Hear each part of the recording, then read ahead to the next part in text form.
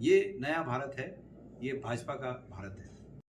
BJP के राज में आप या कोई भी व्यक्ति ये उम्मीद छोड़ दे कि ये सरकार ईमानदारी से अगर लड़ाई भी करनी है तो ईमानदारी की लड़ाई करेगी, ये उम्मीद छोड़ दे।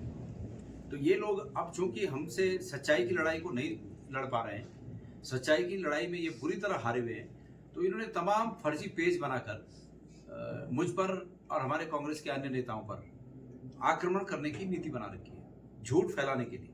क्योंकि ये सत्य से नहीं जीत सकते तो झूठ फैलाने का काम कर रहे हैं, लेकिन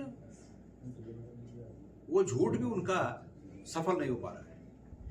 पुलिस उनकी है, मैंने पुलिस में कई तहरीरें दे दी। अब मैं न्यायालय जाने की सोच रहा हूँ और मैंने 2 दिन पहले ही अपने जो वकील हैं हमारे, उनको मैंने ये कहा है कि ये इतने इतने पेज हैं, ये जहाँ जहाँ से भी ऑपरेट होते हैं, जो जो लोग ऑपरेट करते हैं, वो साजिशन मतलब मेरे खिलाफ साजिश करके झूठ मुझ पर चिपका कर या मेरी पार्टी पर झूठ चिपका कर एक साजिश कर रहे हैं।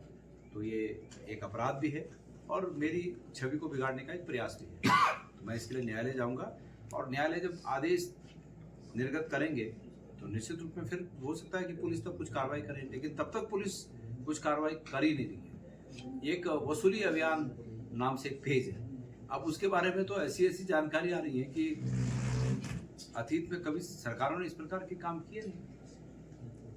मैंने पुलिस के पास ये शिकायत की है कि मेरी जानकारी में ये है कि पुलिस विभाग ही इसको चला रहा है। अब आप क्या कहेंगे? और मेरी आशंका है कि पुलिस विभाग ही इसको चला रहा है। पुलिस वाले कुछ करने को तैयार नहीं है, पुलिस के लोग बिल्कुल सुनने को तैयार नहीं है। क्या बचता है फिर इंसान के पास? हम इस देश के नागरिक हैं, हमारे नागरिक अधिकार हैं।